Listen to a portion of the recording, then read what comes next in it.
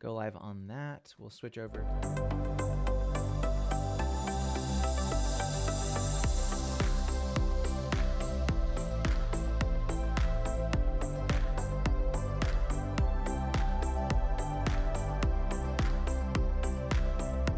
Okay, welcome everybody. Today we're going to be talking about the usage of ultrasound neuromodulation to support the project of mindful awareness.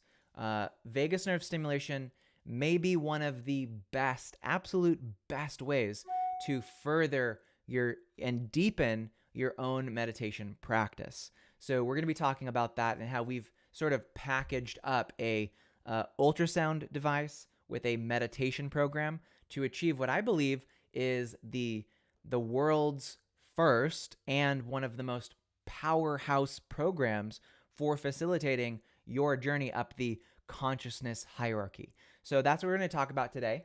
But as we always like to do before we go into the lesson, is just a simultaneous Valsalva squeeze to kind of put ourselves into that state. So here we go. Valsalva squeeze. It's called the simultaneous squeeze, and it's where you take a deep breath in, then you take a sip of air at the top, and then you hold it and you squeeze it. If you don't know how to do that, you'll learn. And you're going to hold and squeeze with your stomach, your diaphragm, and your chest, and you're going to squeeze that air in your lungs really, really tight. You're going to feel that rush of acetylcholine going to your brain, and then you're going to slowly exhale slowly for 5 seconds. So you're going to feel a profound difference. Now, I want you to notice, how do you feel right now? Just take an account. How do you feel right now? Maybe a little jittery, maybe a little unfocused. And then let's do the simultaneous squeeze right now. So ready? In 3, 2, 1. Deep breath in. Sip of air at the top. Hold and squeeze.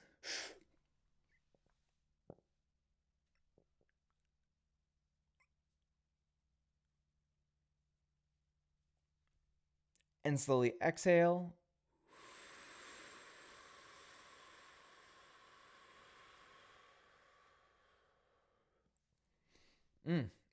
Just like that, okay? So I definitely feel a difference between just before, a little kind of nervous about this video today because this is a pretty intense subject that we're going to cover, what we cover in phase 3. It's a bit more advanced. It's certainly more advanced than talking about something like hormones or myelin sheath, but today I'm really excited about this video.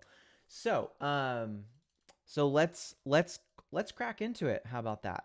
Let me just get here in the chat. So we have I always on Facebook, I like to post the timestamps of the video so people can kind of jump around and see kind of an index of what we cover throughout the video. We typically go for, generally speaking, 20 minutes, or sometimes we go extra with questions to about 30, 40, 50 minutes if there's questions. So keep your questions in mind and be sure to ask those. So let's crack into it. So information on phase 3 program built around ultrasound vagus nerve stimulation and meditation.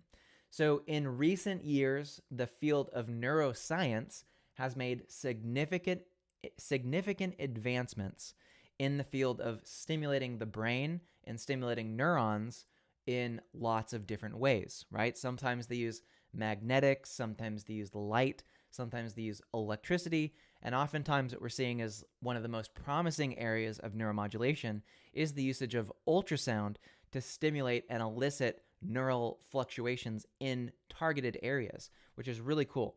And that's what we're going to be focusing on today.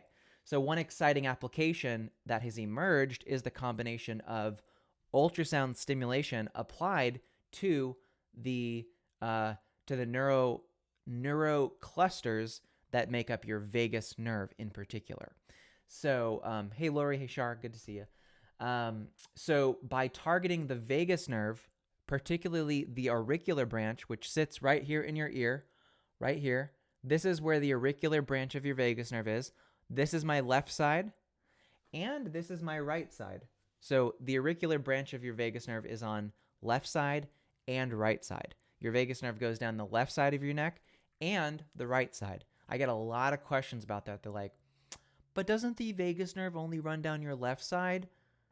I'm like, no, it's on both sides. It's in your left ear and it's in your right ear, which is really cool. We're very fortunate for that. So you have like a backup in case one gets surgically cut, which does happen, which is good. You know, like you can donate a kidney and you still have one left over. You can have one vagus nerve completely eviscerated from surgery, which you don't ever want, but you always do have a backup. So that there's a silver lining in that too. But the groundbreaking approach of the intersection between ultrasound neuromodulation, meditation, and vagus nerve stimulation is what we're talking about today, and it is the focus of our Phase 3 coaching program. And so, yeah, that's what we're going to cover today. So, in discussing ultrasound stimulation and neuromodulation, I think it's important to understand that most people don't consider ultrasound to be something that even can stimulate any part of your body, because traditionally ultrasound has been understood to be something that is for imaging, right? Most expectant mothers have had an ultrasound of their child in womb, and they think of it as a way to image into the body, or maybe you've gone in for a cardiac test or a different ultrasound of a part of your body. Maybe you've had an ultrasound of your carotid artery to see if there's any plaque buildup. So most people interact with ultrasound just as an imaging modality, right? With ultrasound, if you order it from the doctor, it's really an ultrasound image of your body, usually implemented by a radiologist, which is an ultrasound technician position. And they have those big cart-based ultrasounds that they slide around the hospital. They've got big probes. They've got big dashboards with a little wheel in the middle and buttons and a little black and white image and some pretty cool stuff you can do with ultrasound imaging. But we've discovered quite a long time ago that ultrasound, when focused and pulsed on neurons, can actually, at the right frequency and intensity, basically the dosage, can make those neurons go psh, psh, and light up, which is really a groundbreaking discovery. But it's not something that we haven't known about. Actually, the usage of ultrasound as a modulatory mechanism has been in use since the 1950s and 60s by US-based researchers, and actually the biggest pioneers back in the 60s and the 70s were actually Russian researchers all the way back in the Soviet Union. And so they were exploring the usage of ultrasound to stimulate neurons in the body, in tissue, which I think is pretty cool. Most people don't know that. So in our particular application today, we're going to be looking at using ultrasound in the context of a vagus nerve stimulation modality. Now, if you've been in the Facebook group for some time, you know I talk a lot about ultrasound stimulation of the vagus nerve. It is possible. It's being done. It works incredibly well. It's I think it's a future technology for the world, for medicine. Ultrasound just by itself to stimulate the vagus nerve is fantastic, right? But we'll save that full discussion for another video. Today we want to focus on what happens when you apply ultrasound to the auricular branch of the vagus nerve that runs through your ear, and what kind of effects can you get, and why did we decide to make this not just a get this device and use it at home and just sit around and watch Netflix, but why using it in the context of mindfulness practices, meaning while you meditate, is so valuable. So, we know generally that stimulating the vagus nerve can regulate bodily functions, and it can promote overall well-being, which is really, really cool.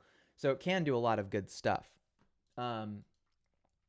But when we focus ultrasound to the auricular branch, we can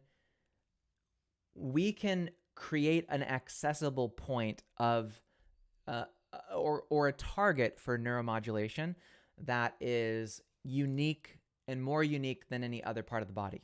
So the reason for targeting in the auricular branch of the vagus nerve is that it's unique in that it is so close to the skin that ultrasound doesn't need to go very far into the body in order for it to stimulate the vagus nerve.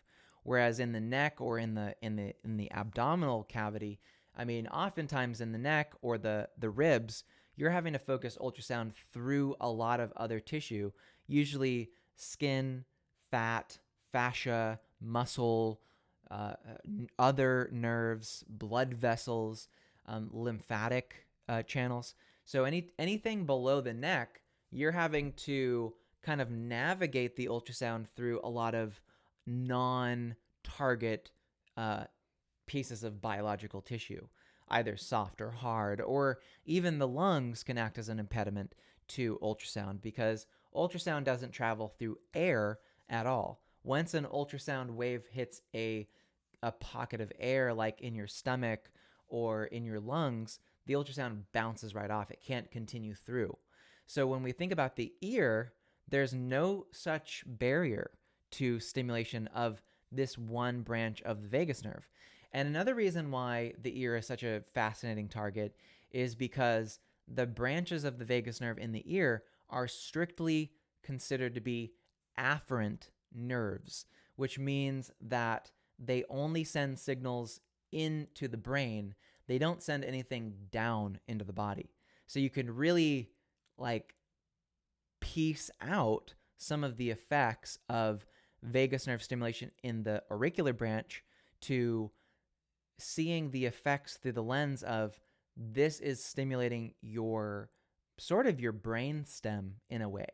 And those signals are just going up into the brain and activating other important cortical targets throughout your entire brain.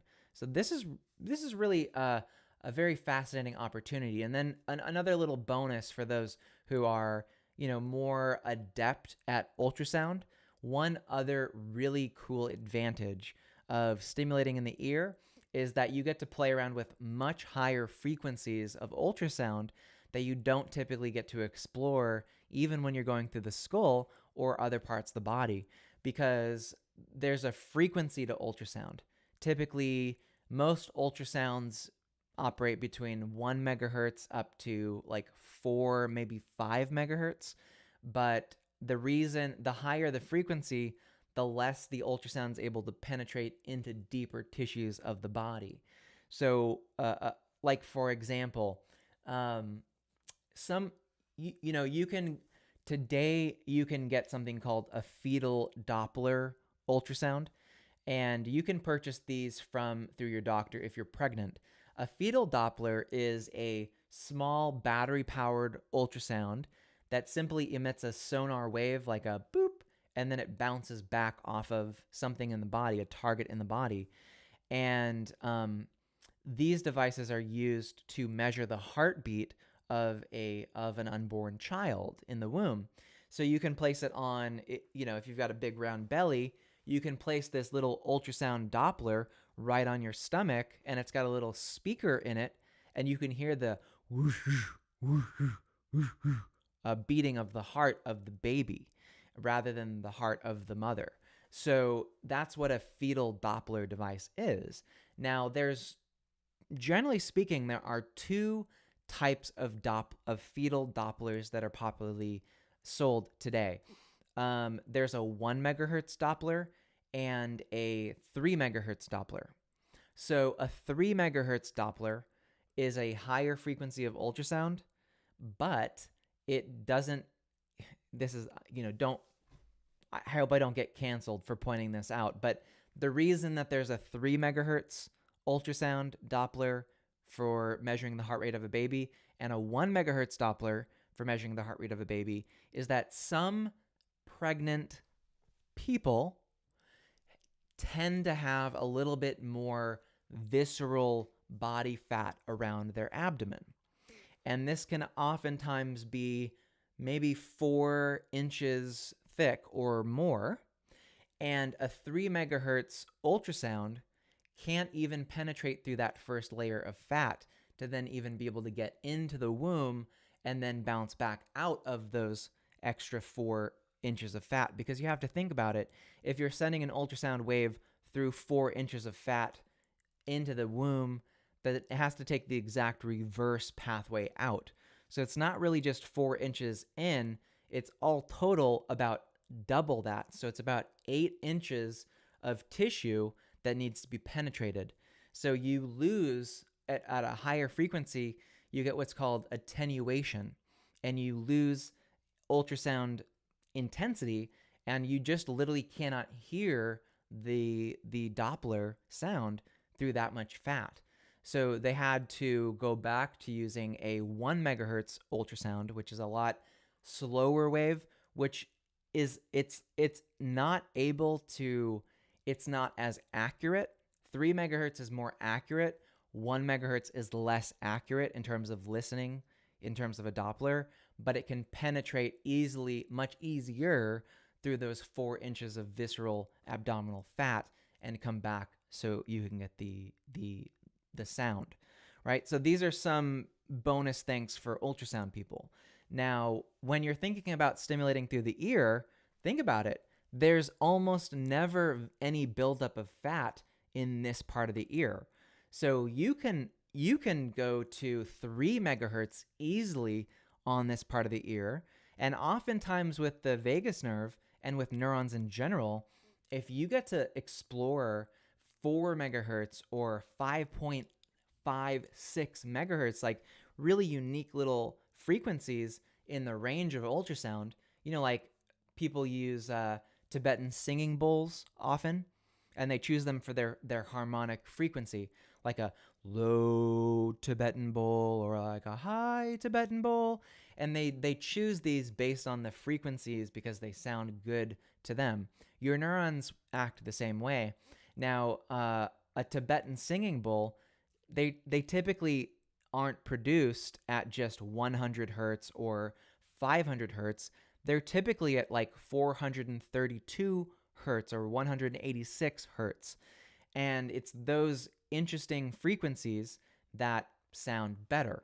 The same thing applies with ultrasound, but it's a lot easier on paper to provide a Doppler ultrasound that's 1 megahertz or 3 megahertz because it's less complicated in terms of the processing.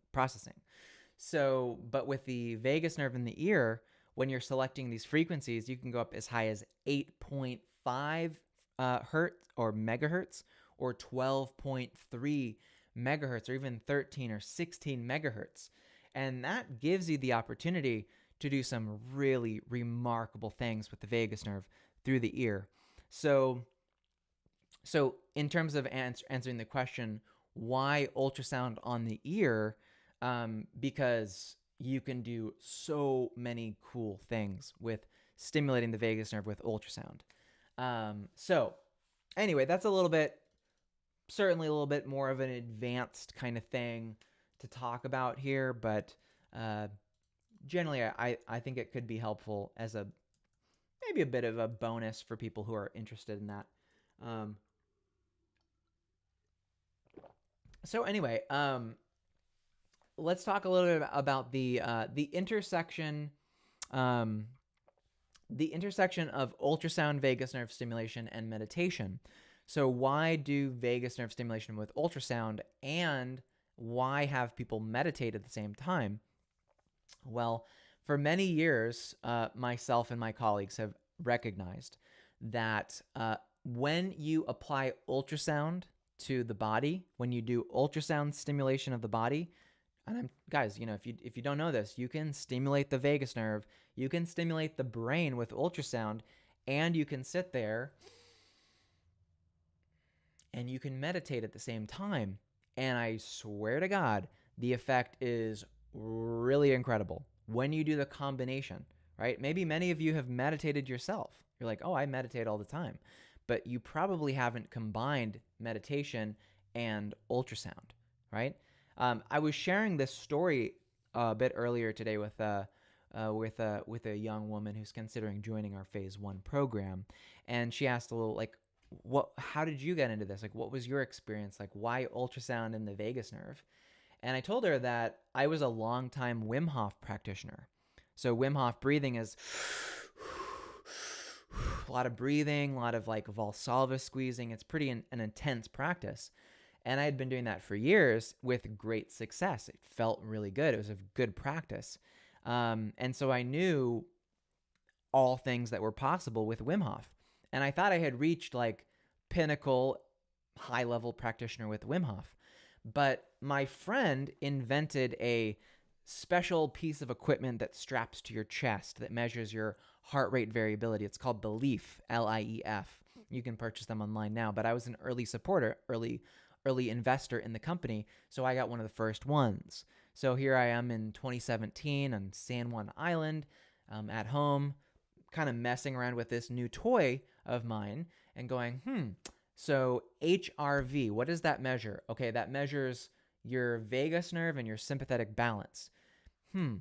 Well, how can you make HRV number go up? Because that's, in my mind, that's what I was interested in. I'm like, HRV number go up, good. It was very basic, like number go up and that's good. So I thought, well, Wim Hof breathing can increase HRV. So I thought, okay, well, I'm gonna start doing Wim Hof breathing while wearing it. And just like that, it increased it. But I thought, I do also work in biotechnology, and I have access to like incredible research grade, clinical grade ultrasound stimulation equipment that we have sitting around for usually for stimulating the brain or different peripheral neurons in the body, right? You can go look up some of my work in Tucson, Arizona, in San Francisco.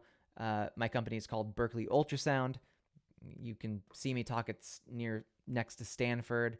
I've spoken in front of private and public organizations on my work in ultrasound. So I thought, I bet I could probably stimulate the vagus nerve and do Wim Hof breathing, and maybe I'll see my HRV go up.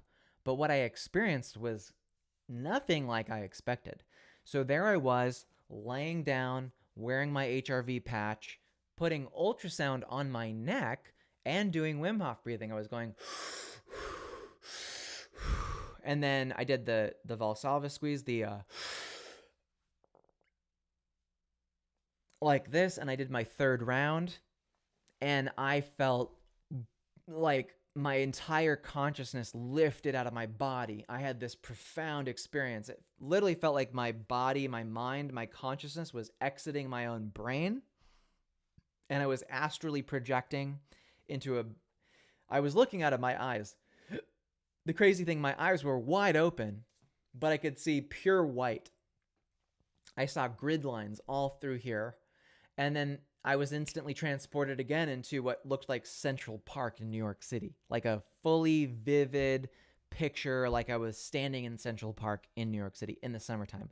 There was grass, there were people walking, there were people playing soccer. I could hear the honk of taxis in the background. I could see the skyscape. I could hear birds.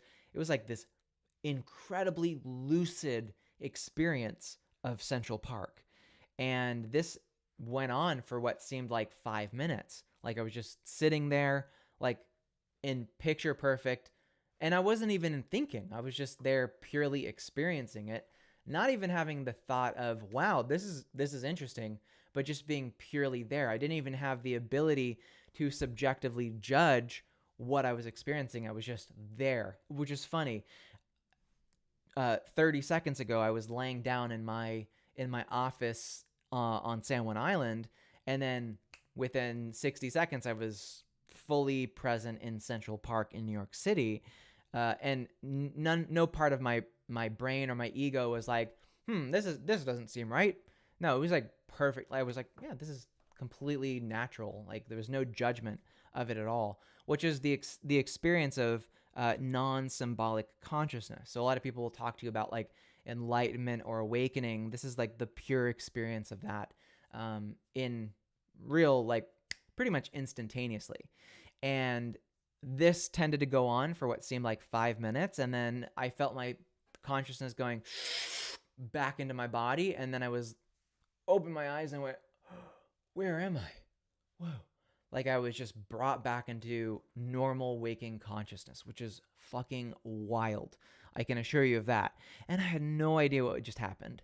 I was like, what? Like, what the fuck? And I actually thought at that time that I had almost killed myself. I literally thought like, wow, Sterling, that was so dumb. You almost just died.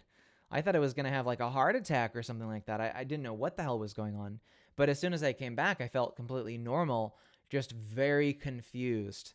And so I have seen what like a lifelong, an advanced practitioner of a practice can accomplish with something like Wim Hof breathing. And you can get to a certain level with that. But when you combine that with ultrasound stimulation of the vagus nerve, it is like a whole different ball game, right? So this started the whole journey into exploring what is the vagus nerve capable of. Like, if we stimulate the vagus nerve with ultrasound, what more is possible? And that experience for me felt like the passing of 15 minutes. It was probably no more than 3 or 4 minutes tops. So I had time dilation effects. I had crazy stuff happen. So there's a lot more to the story, but that really kicked off my journey here.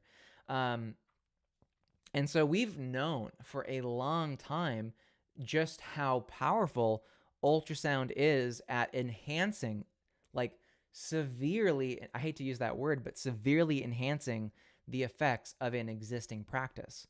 So it wasn't any more than, gosh, a few months later that a project that I was loosely associated with started, where they were doing meditation and ultrasound stimulation. And some of these people were reporting like complete out-of-body experiences. Nothing dangerous by any means. Nothing that caused any health issues. But you guys got to understand, an out-of-body experience doesn't have to be dangerous to be profound. So this is since like 2017. So, I mean, we're talking 6 years on that this has been going on. So yeah, one second here. So recently we were able to develop a technology that is able to stimulate the vagus nerve through the auricular branch of the vagus nerve and provide some pretty potentially substantial experiences, modifications of consciousness. This is some crazy stuff. So what we did is we packaged that up into a phase 3 coaching program. Now, so you know about the ultrasound part, but what about the meditation part? So what we realized is that there's never just one type of meditation. There's often always going to be a combination of different types of meditation that people can use. So something like, let's say you have a practice of meditation that is like Dzogchen or mindfulness or Zen Buddhism. And most people who have a meditation practice find something that works best for them.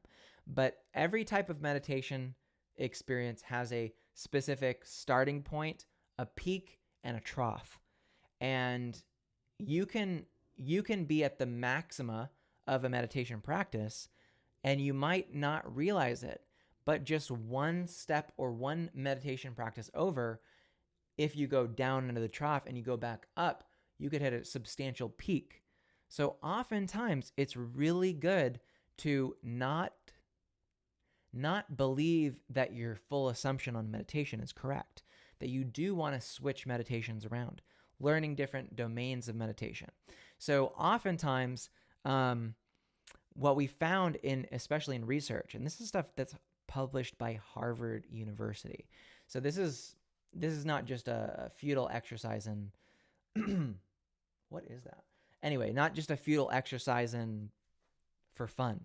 This is the combination of how do you get someone into a state of non-symbolic consciousness and provide ultrasound stimulation to facilitate their rising up through the levels of consciousness. Like, this is some pretty powerful stuff.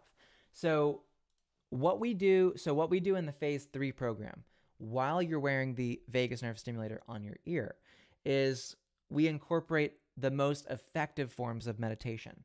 And we've carefully selected these based on scientific research and expert recommendations. So over a 12-week period, participants will have the opportunity to explore new ways of meditation, different forms of meditation. And these are facilitated by wearing a vagus nerve stimulation in-ear device. This device will deepen the effects of meditation, and they will create a unique and transformative experience for people. So that is sort of how that all works. It's pretty straightforward. But yeah, it's pretty wild stuff. So for those who want to learn more about who want to learn more about the possibilities and the underlying framework and the science behind this, I would encourage you to check out more and subscribe to the Phase 3 opt-in service, which is going to give you four back-to-back days of content dripped out to you through email. So you can learn more about the full program, how we use VNS, how we facilitate meditation, how other projects that we've been involved in have raised $100 million in VC funding to roll this work out, and how we've substantially encouraged the development of this technology across many different industries. So if you want to learn more about the team and the people involved in this, then I would highly encourage you to visit, I'll post the link here in the chat, vegushub.com/phase3opt-in. You just provide your email and it will automatically send you all the information. This program is called Project Lotus. Lotus stands for low intensity ultrasound, so it's kind of perfect. Also, we typically understand the Lotus to be used a lot in meditation work too. So it's kind of perfect, kind of synchronistic, I think. So there you're going to find information about the program, its benefits, and how you can get involved and join up. So yeah, guys, I would highly encourage you, if you're at that stage of your life. Now, like I said at the beginning of this video, this is certainly not for everyone. This is a very advanced form of vagus nerve stimulation. I don't expect hardly anyone in the main Facebook group to end up joining this, but you should be aware that there is there's follow through that is built out for you should you wish to continue the journey of the vagus nerve. And I can attest, the journey of the vagus nerve and of ultrasound has been win-win-win. Like, me being involved in ultrasound has taken me all over the world because everybody is getting interested in ultrasound. Everybody wants to know how to use ultrasound. Now, even further, I've picked some of the right markets for sure. Ultrasound, it's a hot area of focus right now. And then the vagus nerve is another hugely, massively exploding area of focus. And so if you go back in time and you Google me, you'll find that I've been talking about ultrasound neuromodulation since 2013 and continuously since then, and that I've been involved in the vagus nerve since 2017. But I've actually done private work with ultrasound vagus nerve stimulation since 2016. So it goes back a lot further than even we were reporting. So I highly recommend that you go to that Phase 3 opt-in page and learn more about the program there. So yeah, last thing to say is that the Phase 3 program awaits those who seek to explore the fascinating intersection of ultrasound, neuromodulation, and meditation, and the vagus nerve too. So that'll be it for today. Thank you guys so much for watching. I thought it was really important to get this video out there. We find that a lot of people are watching us through YouTube and then ending up in the Facebook page or in the Facebook group. So this is such an important topic. I think that this stuff has the potential to really fundamentally change the world in an incredible way. So I'm just so dang excited to see where this all goes in the future. And yeah, further to the point, there are projects that are going on right now that are doing ultrasound stimulation of the brain, of the vagus nerve, of the body, that are literally next level. This is like a dream come true to see this world developing where we're using sound and invisible waves to basically modulate human activity and to fight disease and to make people well again without drugs, right? That's always been a vision of mine ever since I was a little kid. I had this vision that you would, in the future, lay down on a table and this system would like scan through your body and then see any kind of like buildup of toxins and like zap them out or pull them out of your body. And this is now becoming a reality with ultrasound. So it's just an exciting time to be here and to be contributing in this way to really now offering 3 stepping stones to experiencing ultrasound for people. I think it's absolutely incredible, and more to come for sure. I'm sure that in the future we'll probably either have a phase 4 or a phase 5, or we'll launch some in-person event where you get to experience some of the bigger systems that are not portable. Keep in mind that phase 3, the device is something that gets shipped to you. It's something that you use at home. Although we've had questions, well, if I sign up for phase 1 or phase 2 or phase 3, well, where's your clinic? Where do I have to physically go to get the ultrasound? And fortunately, phase 3 I actually have one right next to me. I'm not going to show it on camera. I have it right here. It's a physical handheld battery powered ultrasound that is shipped to you. You get to keep it and it stays at your home. And also you don't have to pay a subscription for it or anything like that. There's no app that makes it run. It's just all built in right there. So yeah, that's it. But yeah, to answer the question, where do I go? Where's the clinic? Well, we have three right now that you can visit. One's in Tucson, Arizona, one's in Sunnyvale, California, and one is in Encinitas, California. So should you wish to go to, if you're like, oh, I absolutely want to get on a nasty crowded plane and fly somewhere to get ultrasound, well, we do have locations physically that you can visit and get some of this work done. But I think it's way more convenient to have it shipped to you, but that's up to you, whichever. Also, those are way more expensive too.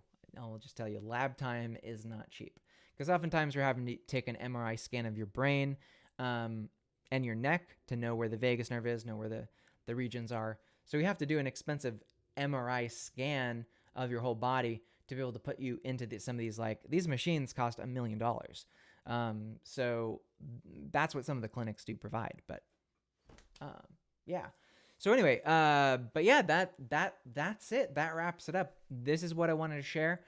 Should you guys have any questions, of course, feel free to ask them here in the Facebook group. I always do see them, and I always do my best to reply to every message that I receive here. But yeah, thanks guys so much for watching. We'll wrap it up here on the YouTubes, and then also on the Facebook.